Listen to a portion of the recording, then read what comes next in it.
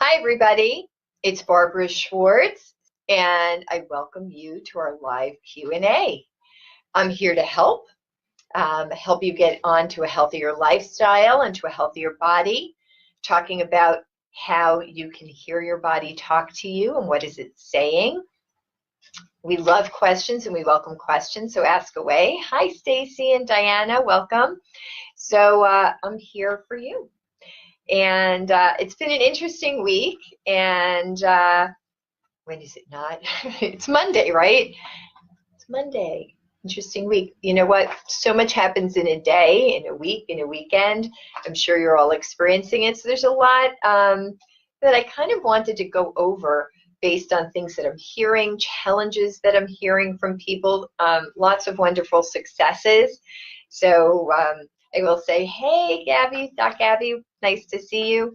My last appointment of this evening said to me that she ordered a bunch of clothes on the internet and they just arrived, and she took the risk of buying a size down. And not only did everything fit, but she didn't have to squeeze into it. She was down an entire size. And again, she risked it because when she ordered it, she wasn't quite there.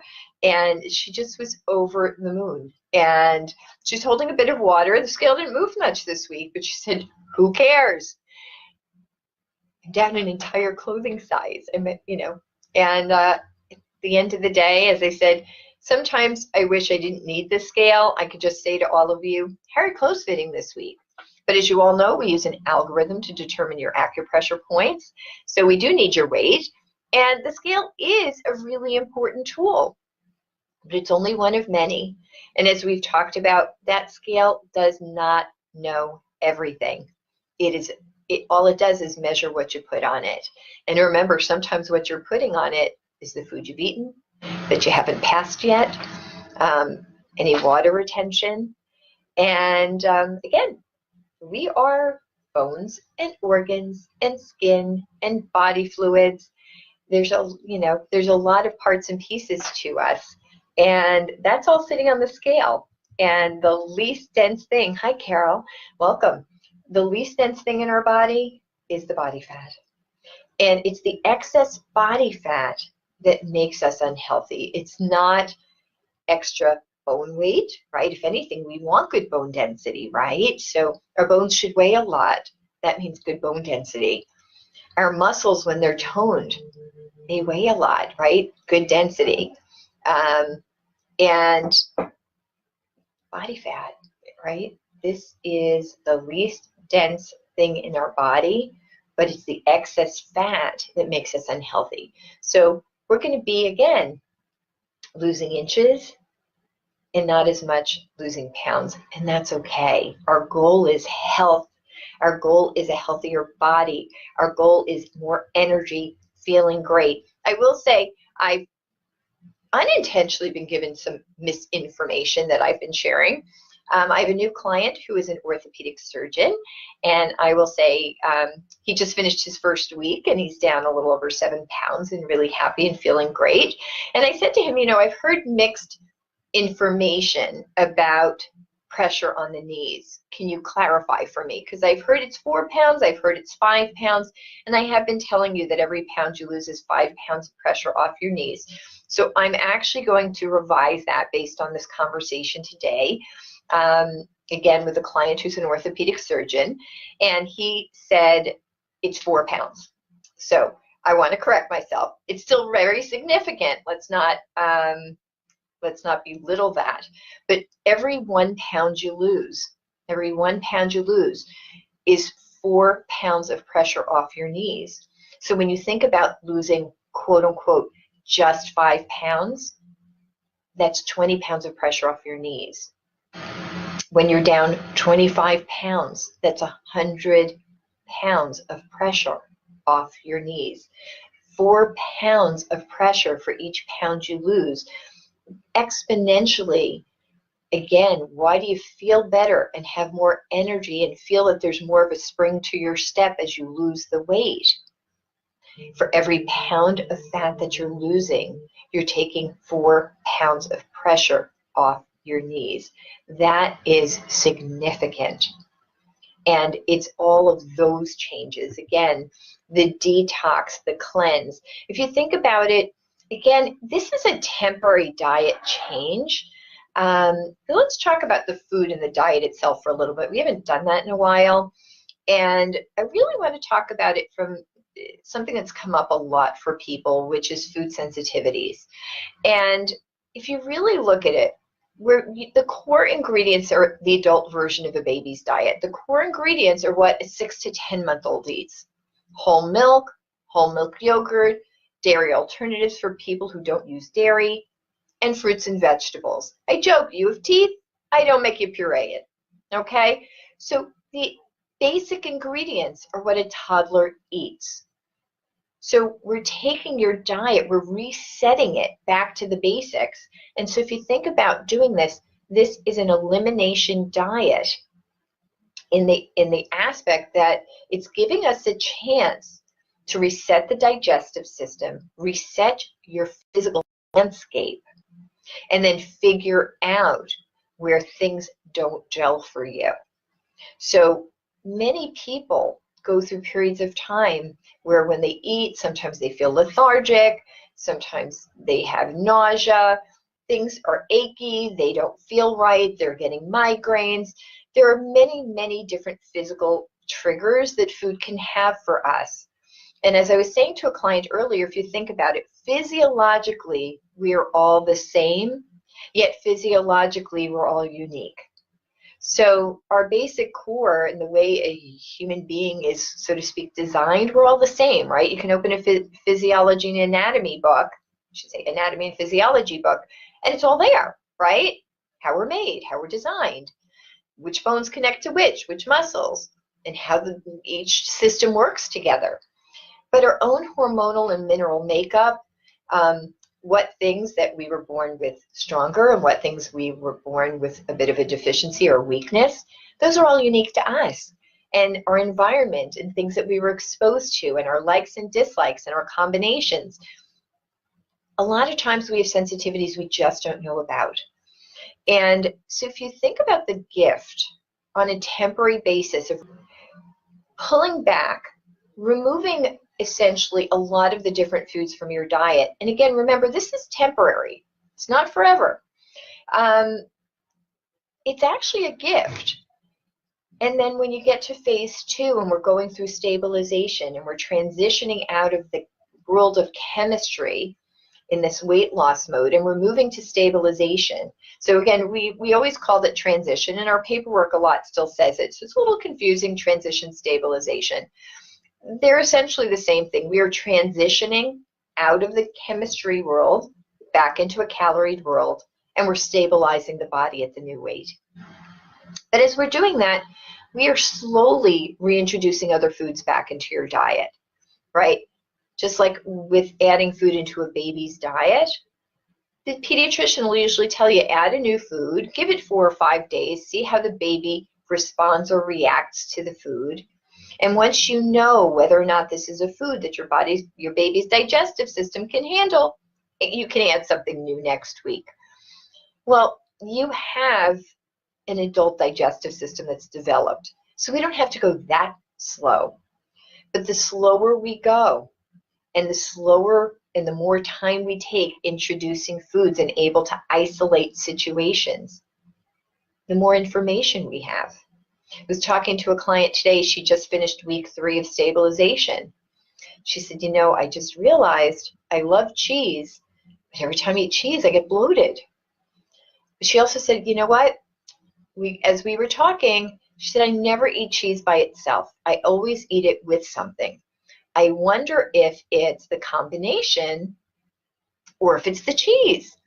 And so I said, well, let's separate it this week. If you're going to have cheese this week, let's have it by itself.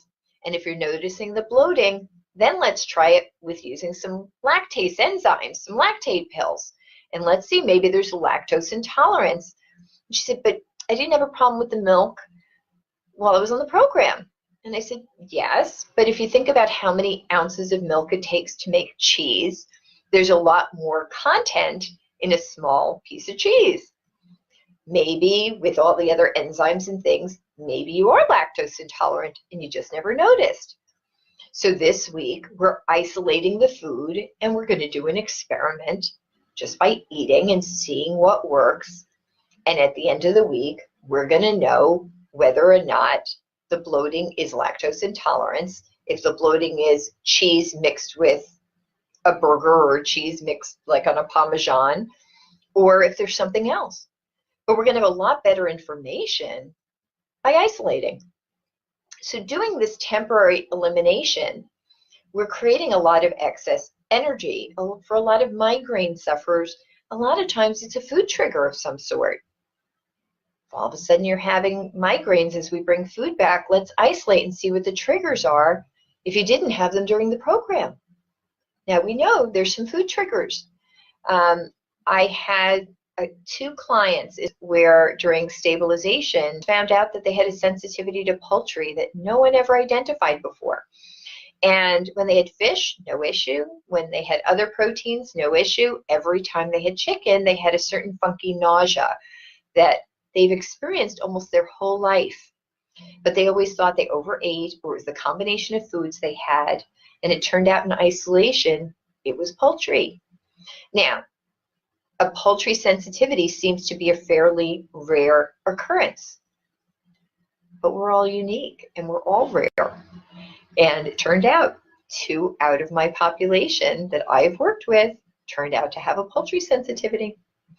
And that empowered them to build a healthier diet for themselves that makes them feel good so that they can continue to have the added energy of being on the program, that they could enjoy eating knowing they weren't going to feel nauseous at the end of the meal. Like, what a gift. What a gift to know this. Now, some of us have food sensitivities. I have new food sensitivities since I'm in menopause. As I've told most of you, in just even talking tools, Passover's coming. My mouth loves matzah. You might call me crazy, but my mouth loves matzah. I love how it tastes, and I look forward to it every year. It's 8 days out of the year, and I like to enjoy it. My abdomen does not. By the end of the 8 days, people will think I'm pregnant. My abdomen will swell. It's a fact. And I choose to allow it to happen because for 8 days, I want to enjoy myself. But cause and effect. What am I going to do? Again, remember, I'm maintaining my weight. Now, if my abdomen is swelling, don't you think the scale is going to go up?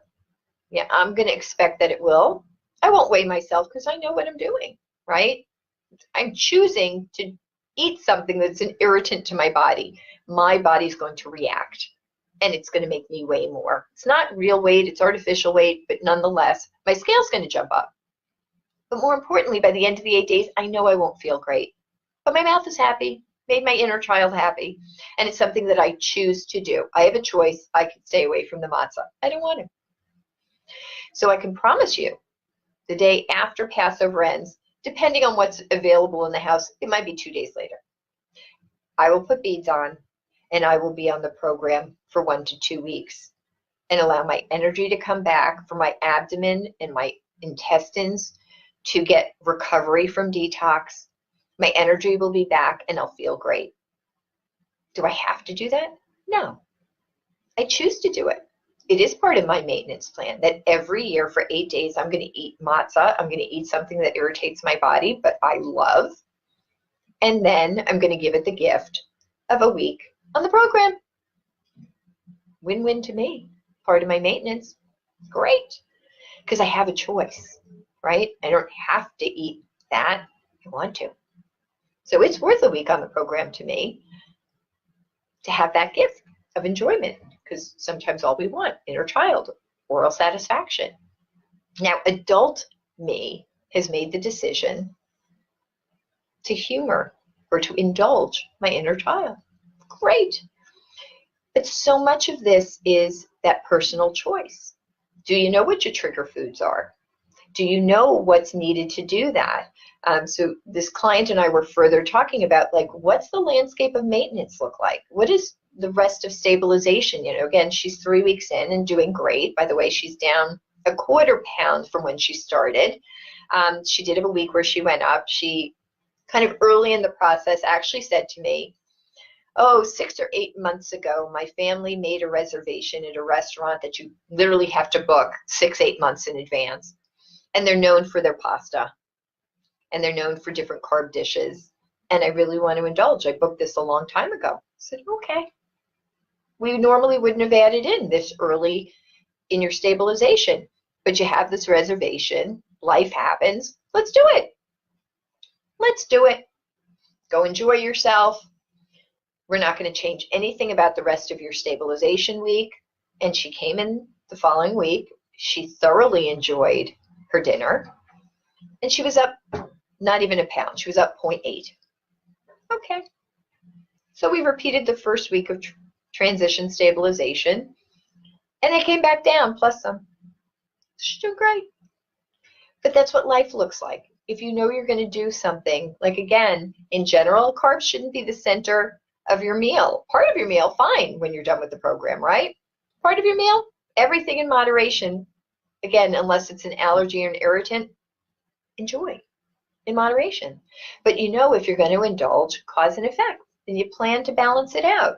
Like if I know I'm going out for Italian or we're going to go out for pizza, I usually have a salad first. It does help me eat less pizza. I don't eat pizza that I don't enjoy. Now I know what things taste like, so I don't indulge in pizza I don't enjoy. But if I'm going to have pizza and then we're planning on dessert, I'm probably going to plan that tomorrow I'm going to have a nice big salad, maybe a little fish or a little chicken, or maybe an omelet. I'm going to keep it a nice, simple food day. Not dieting. I'm not putting beads on.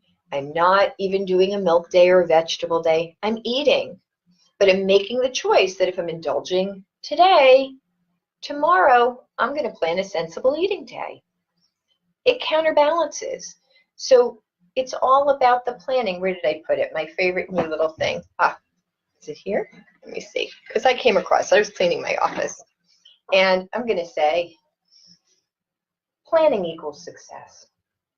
Now that goes both for while you're on the program, in phase 2, and phase 3, which is life, right? Planning equals success. Whenever you have an opportunity to plan ahead, know what your plan is. Now, plans change, we always say, right? Best laid plans and the big guy upstairs laughs. You know, that happens too. But for the most part, if you plan ahead and you have a strategy, for the most part, you're going to be able to execute it. It doesn't mean it won't need tweaking. Some unexpected things will happen. Roll with the punches. But planning equals success. I was talking to a client who's in phase 1, right, in weight loss, and she has an off-site meeting for a couple of days. And I said, so first let's talk about success. Is it better for you while you're on the program and you're in an off-site meeting, is it better to have vegetables or dairy? And she said, you know what, I think I'm better off having dairy. I said, okay, let's see where it falls in your calendar. Do we need to tweak your calendar or switch it over to set you up for success? And it turns out that the 2 days happen to fall on her dairy days. But she's had some dairy sensitivity and she's using a dairy alternative, which isn't going to be available when she's away.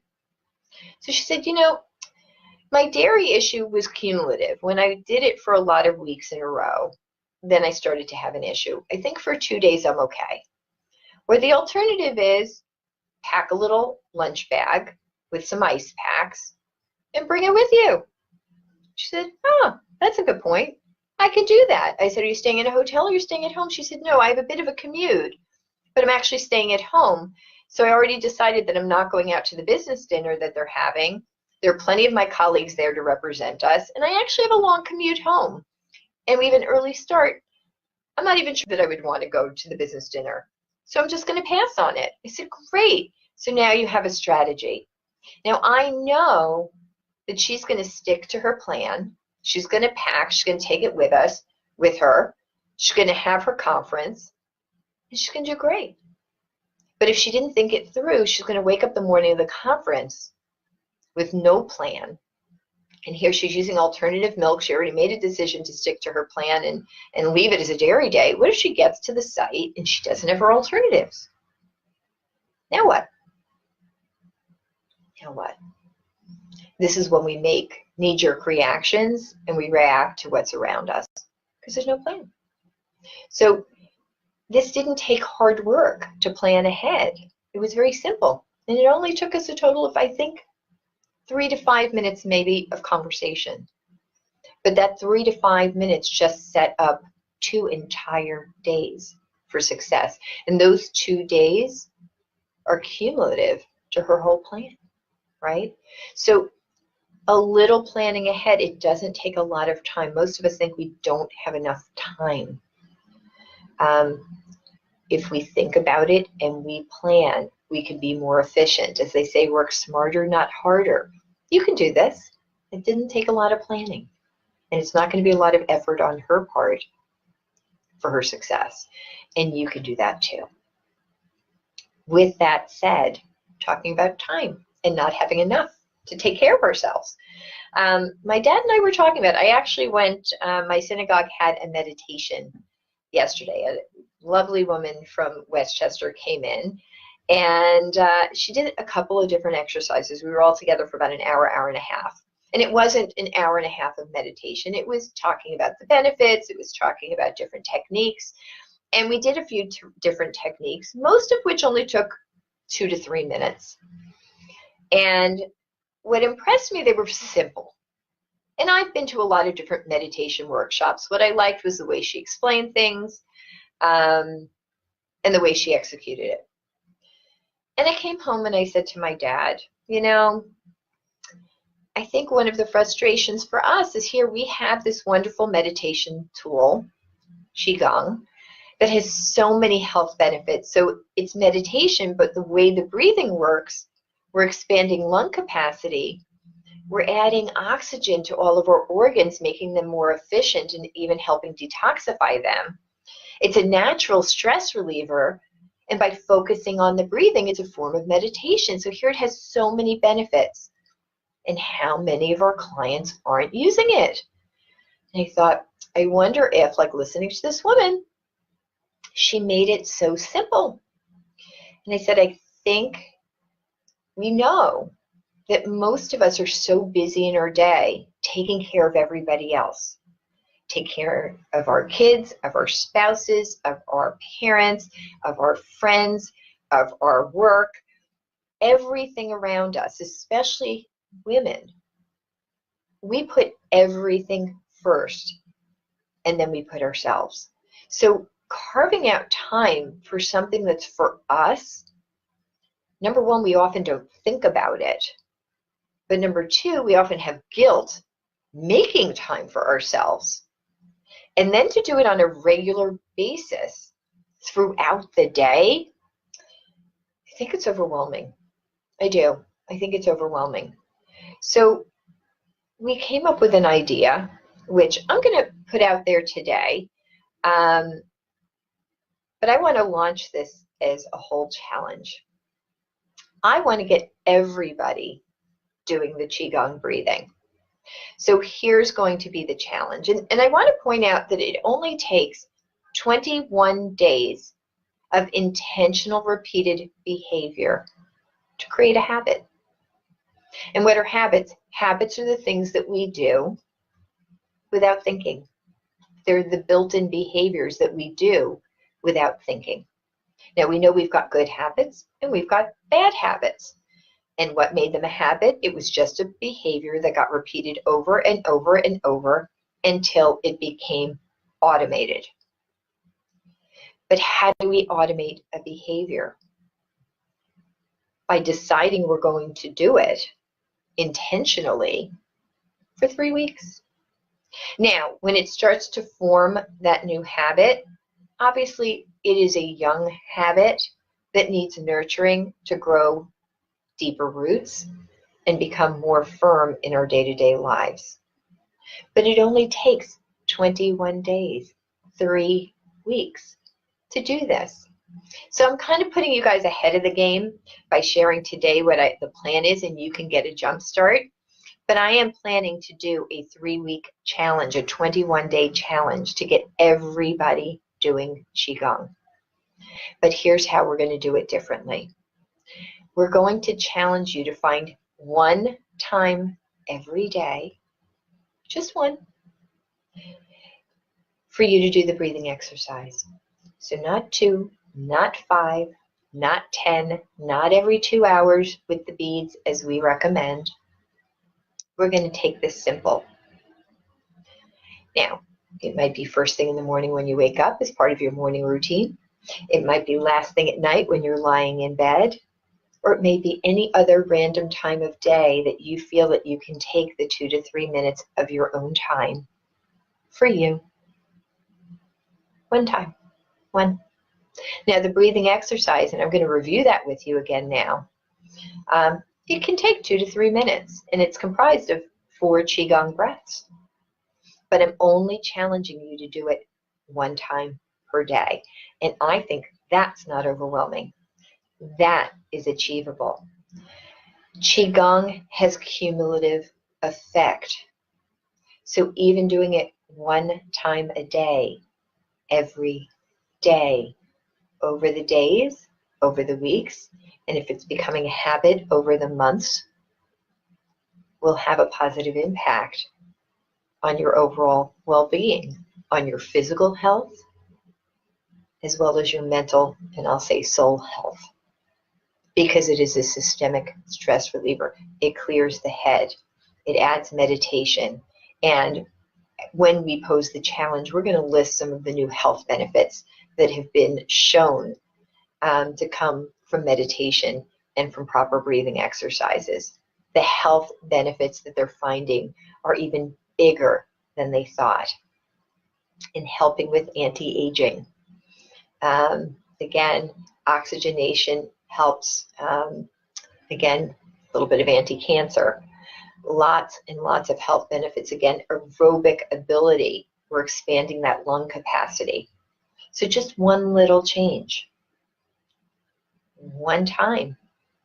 2 to 3 minutes. Qigong. I think we can all do it. So I'm going to post to those of you who are here with me this evening. Let's start our challenge tonight. Squeeze in 2 to 3 minutes. Do it with me right now. So let's talk about how to do the Qigong.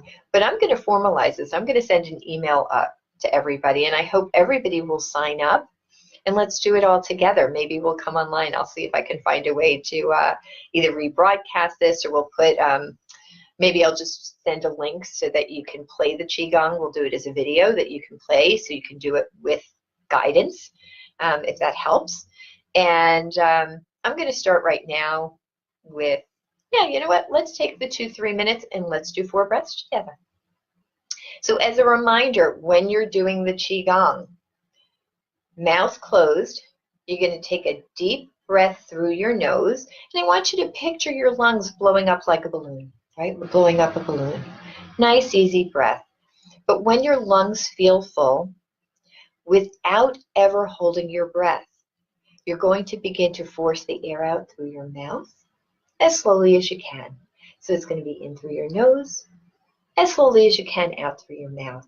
I recommend you put the back of your hand in front of your mouth, because if you can feel the air, you're able to slow it down. Whenever you kind of feel that you've finished exhaling, we're going to breathe to a count of 5. We're going to just do normal breathing, and then we're going to go ahead with our next Qigong breath. Now, I'm probably going to do a little bit of a bridged version because I do practice Qigong on a regular basis and my lung capacity has grown. So I'm probably going to cut it short in terms of my own capacity for the goodness of we are online and we're live. But let's all do this together right here, right now. Let's start our Qigong challenge, okay? 21 days starting right now. So again, eyes closed to focus on the breathing. Nice deep breath through our nose, and then as slowly as we can, out through our mouth. So here I go. Nice deep breath.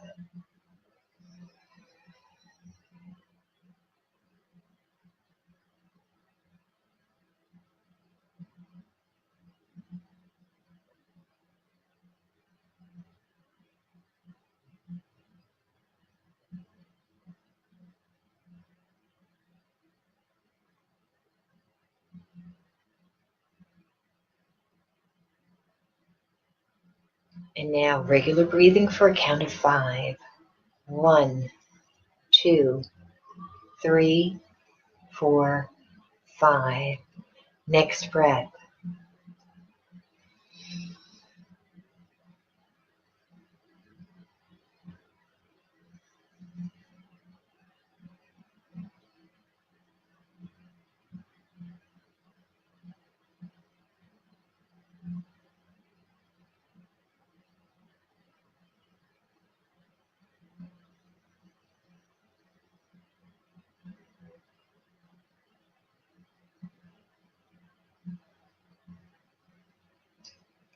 Now normal breathing to a count of 5.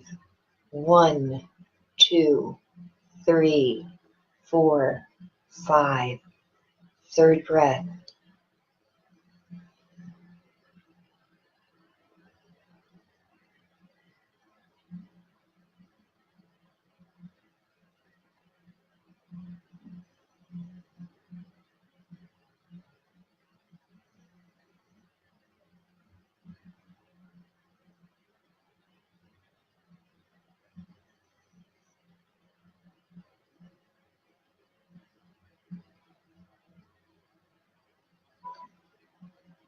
Normal breathing to a count of 5. 1, 2, 3, 4, 5. Last breath.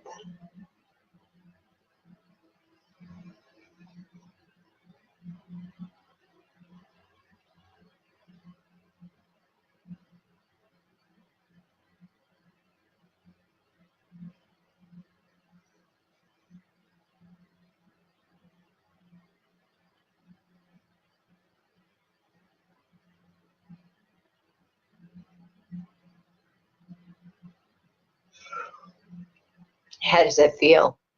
Hopefully you're doing it all with me, but I don't know if you can hear. My voice just got a little bit deeper. I'm feeling pretty good, so thank you for sharing that with me and doing that journey with me. When we're doing the breathing, it's a belly breath. From rushing around in our day-to-day and the stress, most of the time our air is trapped in the upper lobes of our lungs, and it makes our voice higher. By doing a belly breath, I just brought my air back down to my diaphragm. I'm centered, I'm calmer, I'm feeling more relaxed. I hope you're feeling that too. So what a wonderful stress reliever. What a wonderful feeling. Now, I know I moved my hand. I moved it so that you could see how I was doing breath. People in the office are always surprised. I am pursing my lips to help manage the airstream. So think of air seeping out of a tire that you can't really feel. And like you're always, if there's a leak in your tire, you're always like trying to find where it is, but you know you keep getting it, it keeps going flat or low, and it takes a while to find. You're really looking for that slow. There's no rush, there's no specific counting, but it should always feel comfortable. We've added, there's always 4 breaths. We've added in that count of 5 because for a lot of people, they're not used to all that oxygen. Think about it, oxygen, right? What do we live on? Oxygen. But most of us are not getting enough oxygen. So when we start to do the Chi Gong, and more oxygen is coming into our bodies and it's going to all of our organs, including our brain. For a lot of people, it's like, woo, I feel a little lightheaded. Well, doing 4 in a row, we don't want you to get dizzy or to hyperventilate. So by adding those 5 normal breaths in between each of the breaths, we're just letting your body have a minute to normalize, and then we continue.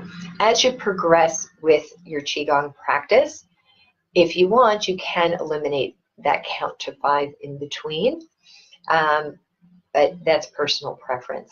But I hope that you joined me and did that with me, and then hey, day 1 out of 21, and we just go from here. So I hope you will join me, and again, we're going to launch this over the next week or so into an actual 21-day challenge and get people to sign up and to do this as a group. I think it's going to be very exciting. And hi, Deborah. But I'm excited at the idea. I think we can make a real change. And remember, there's so much stress going on. I want to talk about some other stress relievers this evening. But I wrote down in writing some notes for this evening, what am I hearing lately is, for whatever reason, maybe it's the change of clocks. A lot of people are still finding that they're suffering from daylight saving. That hour has affected sleep. It's affected just how they're functioning. They haven't adapted yet. And if, crazy things are going on around us that just create stress. Everything is stressing people out. So again, the gift of Chi Gong, number one, is that it is a stress reliever. But we can't always stop our day to do the Chi Gong, which is why, again, I'm challenging you just once a day. And do it when you've got the downtime and that you can make the time without stress. But what other things can we do? As I like to remind people, all emotions need outlets. Food is an inlet. Now, I will say to you, my name is Barbara Schwartz, and I am a stress eater. I'm a stress eater. That's one of the ways I gained my weight that I needed Acuvate in the first place. I am still a stress eater. Once a stress eater, always a stress eater. But the question is, what are you going to do differently? So what have I been doing for myself over the years? And I've talked about this before, so this isn't new for many of you, but I'm going to repeat it. We learn through repetition and from hearing things over and over. Making little changes. Food is an inlet. It makes us swallow down all of our emotions. All emotions, including stress, need outlets. Outlets feel better. So as you find stress outlets that you connect to and they make you feel better, you're going to start to develop the habits of turning to the new outlets versus the food when you realize they made you feel better, right? We will typically turn to something that makes us feel better. Stress relief feels better than I got distracted for a few minutes with food, and now the stress is back and nothing's changed.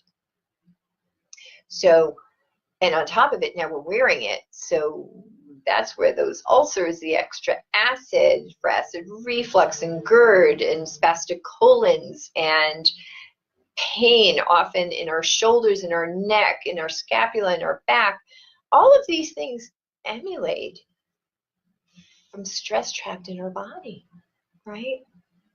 Even sometimes joint pain.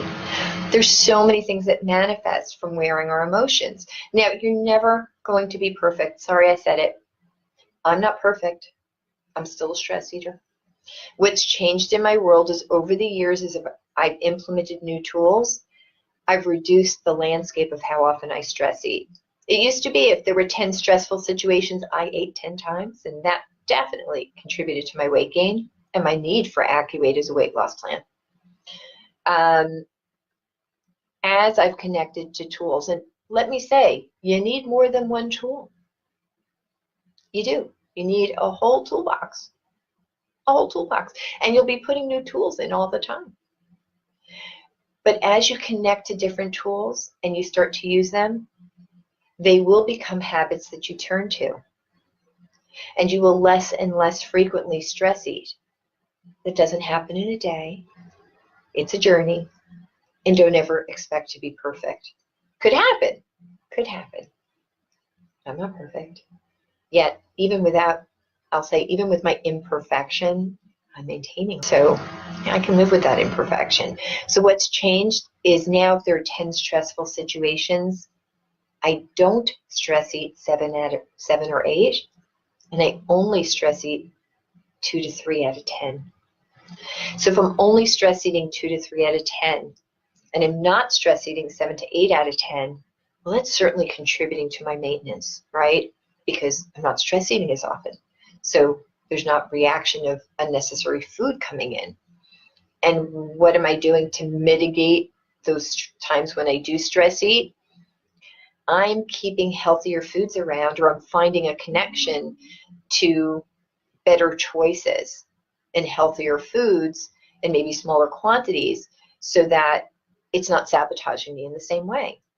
And I'm evolving that, and I'm improving on it, and I'm changing it every day, every week, every month. so that I can keep improving. And understand that, right? This is an evolution. And we're always learning.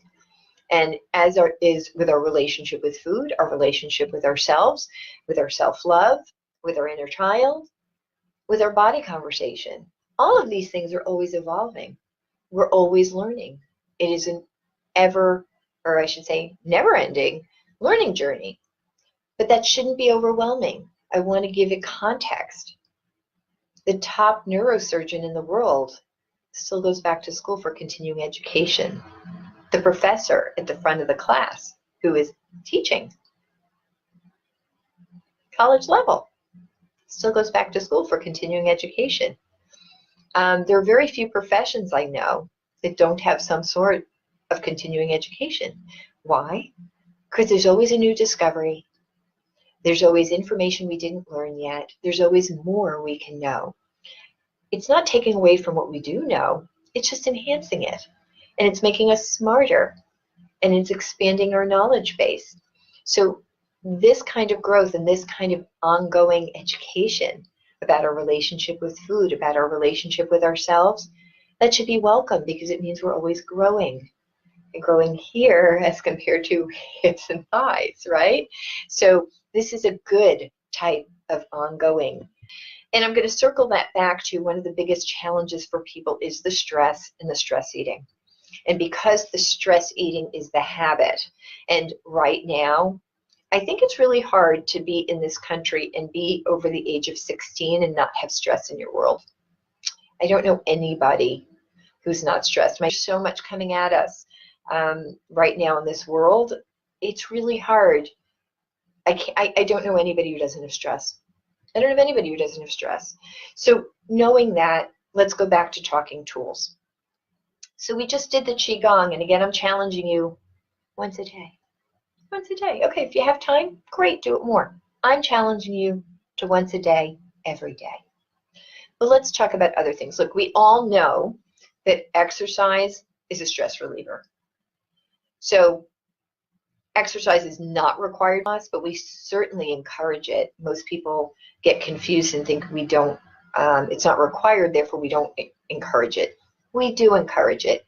The only prohibited exercise is bodybuilding. And what's the difference between toning and building? Toning is if you're doing weights and you can do 12 to 15 reps and typically you do 3 sets.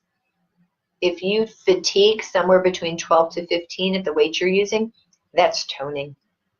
If you're fatiguing in 8 reps or less, that's building. And the only reason it's prohibited is there's not enough protein on the program to support muscle building. Muscle is made from protein. So being it's comprised of protein, if you're not bringing in enough protein, the body's got to find the protein somewhere else, which would be a muscle somewhere else in the body. And we don't want to cannibalize muscle. So while on the program, we prohibit body building. Toning's allowed. Aerobic exercise is allowed. Going for a good walk. I have people training for marathon and triathlons. What we have found is that, and by the way, I'm not a runner, never have been, don't think I ever will. The feedback that I've gotten is in basic training, 7 to 9 miles seems to be the limit. Now, most people go for a run for 3 to 5, but people training do more. While on program, the max seems to be 7 to 9. And I have a client who is currently training, I think, for a triathlon, if I remember correctly. Anyway, he said to me he was training, he was doing 5 to 7, never had a problem. And a week ago, he actually did 10. He said, you're right, at the end of 10, I was ravenous. I used my electrolytes. I'd done all the things we were supposed to do. And here I've been training at 5, kind of 5 to 7 miles without a problem. I did 10. Totally different experience. So not sure why that's the cap, but it was just corroborated to me. 7 to 9 miles seems to be it. But for most people, if you want a good run, there you go. Up to 9 miles, you should probably be good. Play tennis, play racquetball, go bowling. anything that suits your fancy. I love dancing. To me, salsa, merengue, swing dancing, just getting out on the dance floor, turning on the music and dancing around the house. Again, doesn't feel like exercise, but we know it is. I think I mentioned to you guys, we got a Nintendo Switch, and I got my daughter the Let's Dance. I'm doing it without her because I'm getting such a good workout, and it's fun. So that's my exercise at the moment. So we absolutely encourage exercise. The key with exercising is this. Exercising is a stress on the body. It is a good stress, but it is nonetheless a stress. So we need to mitigate that stress and ensure the body is properly hydrated. So what do? 20 to 30 minutes ahead of exercise, dissolve a teaspoon of honey in a cup of hot tea or hot water. And we're going to dissolve the honey to give us easier access to the glucose. We don't want our body to have to work to break down the honey. We want it to provide the support. Now, honey is a slow, steady burn, so it's going to put a floor under your blood sugar. The reason we recommend 20 to 30 minutes ahead of the time is if you just had a cup of hot tea or hot water, you're going to need to urinate in about 20 minutes. So if you do it 20 to 30 minutes before your workout, then you'll urinate before you start. You don't want to have to stop your workout to go to the bathroom. So again, you could do it 5 minutes ahead, but we recommend 20 to 30 minutes ahead. Then during and within an hour after workout, a 1 liter bottle of electrolyte enhanced water. And I'm talking sports level electrolytes. You're doing exercise. So you can use something that's already bottled, like a Powerade Zero, or if you find another sports level electrolyte drink that is essentially 0 to 5 calories. You want sugar-free. And then there's all the products that you hear us talking about all the time. There's the Noon tablets, Vegasport Hydrator, Ultima. There are more and more brands coming out, and you find the one that works for you. But you want to have a 1 liter bottle of electrolyte enhanced water. Again, not smart water, not something that has electrolytes for taste, but something that is genuinely designed for sports. And that's what you're going to sip during your workout. And within an hour of ending your workout, finish the bottle. So you don't have to drink that much during, but when you're ready to sip water, that's what you're sipping, and you want to finish it within an hour. How many times have you heard somebody's working out and they get out of the gym or whatever they're doing? I just worked up a huge appetite. No, you didn't. You worked up a huge thirst. Remember that we lose electrolytes in 2 ways, urination and perspiration. Do you ever notice your sweat? It's a bit salty? You're a bit sticky after workout? Well, perspiration is obviously, it's water-based, but the water evaporates off our skin, and what's left behind is a layer of those minerals, and that's why we feel sticky when we've been perspiring. Any kind of exercise, whether or not you're dripping or not, your body's natural cooling system is perspiration. So no matter what, whether or not you notice it, if you are exercising, you are perspiring. We lose electrolytes through urination and perspiration. We also know we urinate more while on Activate. You're drinking your water, we're flushing fat. The way to eliminate is the urination. So we're already losing that. Electrolytes are the key minerals that allow our cells to absorb fluids. So if our electrolytes are deficient, no matter how much water we drink, we stay dehydrated. And our body can live without water for approximately 3 days. It can live without food for approximately 3 weeks. So lack of food is not urgent, but lack of water is. So if your brain is telling you it is urgent to get food, I am starving, famished, ravenous, I got to get something now, chances are you're mildly dehydrated and you need water and electrolytes to close that gap. So while on Activate, teaspoon of honey dissolved in hot tea or hot water 20 to 30 minutes before your workout, and a liter of electrolyte enhanced water That's what you're sipping during, and you're going to finish the liter within an hour of exercise. It'll change your world of exercise. I hear that all the time. Highly recommend you continue it post-Activate if you continue your workout regimens. And again, you're working out for health, not weight loss. It's for health and improved function, right? We're here for long-term health. We all want to grow old in a healthy way. Nobody wants to be old and infirm. Now, we wake up every day, we're a day older than yesterday. So we've got one body, we're here to preserve it and make it have its healthiest journey. So we've got some tools with exercise, and again, exercise is a fantastic stress reliever. But let's be honest, just like the Chi Gong, you're in the middle of your busy day, you cannot just drop everything and go and exercise. Now, you may have taken time to plan exercise, but if you're at work and you're stressed out right in this moment, you're not stopping work and leaving and heading to the gym. Not going to happen. Well, what are your tools? What are you doing? What are you doing to relieve the stress? Do you have a drawer full of snacks? I know I used to. Had one project that I was out on the road, old job. I was actually based in France. I had a drawer full of chocolates and croissants and baguettes, whatever was at the local, whatever was fresh at the patisserie that morning. And my boss would come in, and I was verbally abused by that boss. It was horrible. And how did I handle? The minute he left, I opened the drawer. Yeah. I mean, good quality stuff. I was in Paris for me. But I can tell you, I ate my way through every situation with him every day. Yeah, it had its effect. And I got to tell you, I never felt the stress leave. I never had relief because I was slowing it down, wearing it. So not only was I wearing it, I was growing. That didn't feel good either. So we need outlets.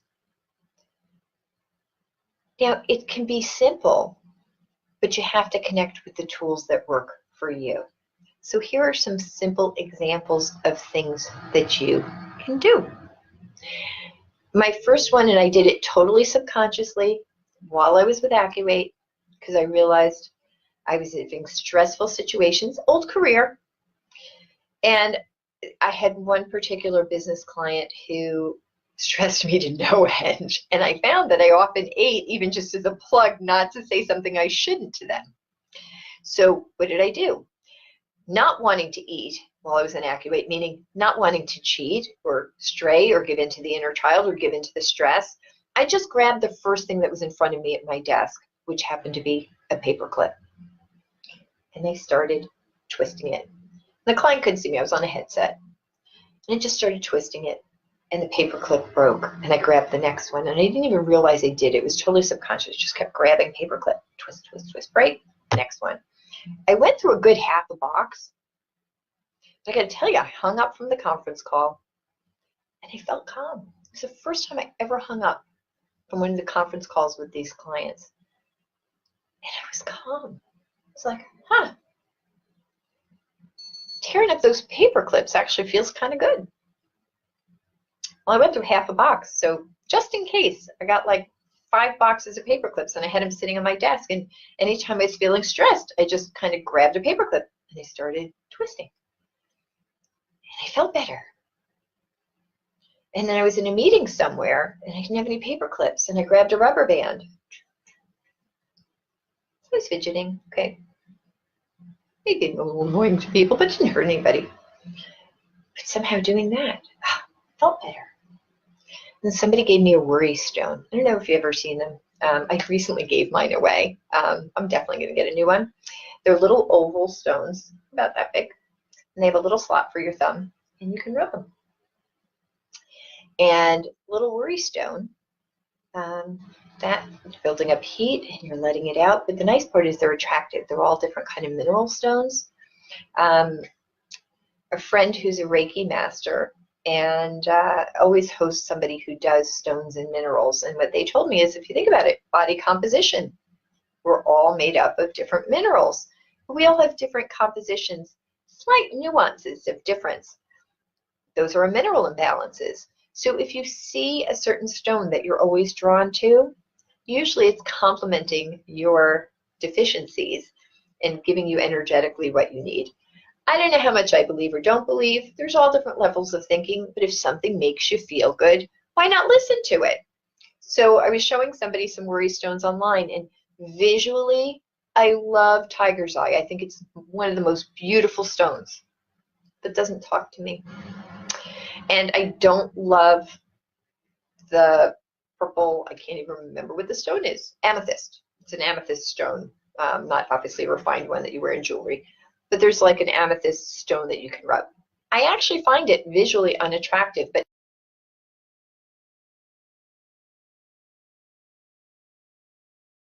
feel better.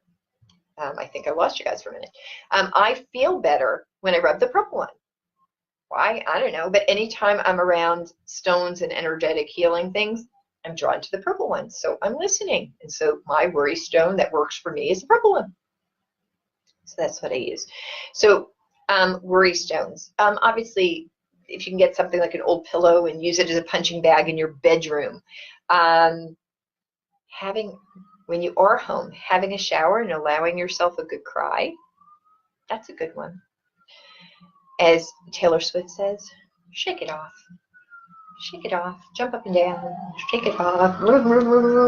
Shake it off. What I have found from observing people, short, jerky motions of the extremities, right? The paper clips.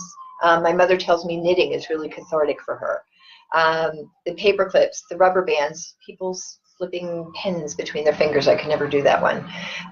The Chinese balls that you can fidget around with. Twiddle your thumbs. But here's one that is an actual muscle relaxer. A lot of us carry our tension in our neck and our shoulders. So here's a simple exercise that you can do to relieve stress in your upper extremities. And it's really simple. Our body has muscle memory. So the very last motion that a muscle has taken is usually the one that it will stay with. So what we're going to do is something called the shoulder drop.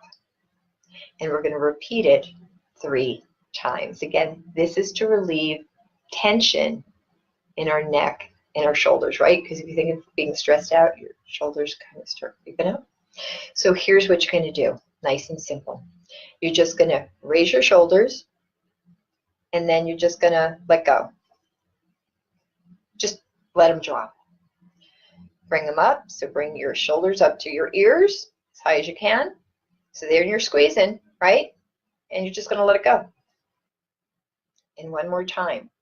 Bring those shoulders up to your ears and let it drop. And just that simple. You'll find that your muscles of your neck and your back have just released. And just relax and enjoy it. It's a wonderful stress reliever, and it's going to allow the muscles in your shoulders and your neck to release and let go of some of that tension. I want to thank all of you for joining me this evening. Hopefully, we've provided you some stress relief and some strategies for stress relief. And I look forward to answering more questions next Monday. Don't wait a whole week. If you have questions or you need guidance, and Christine specifically, if you'd like to follow up on your challenges as you're ready to get started, reach out. My email address is barbara@accurate.com. You can always reach us via the live chat at our website, or you'll see that there's somewhere on the Contact Us page. You can send us a message, or you can text me at 845-553-0770. It is always my pleasure to help. Thank you all for joining me this evening, and I look forward to seeing you next week. Have a good night.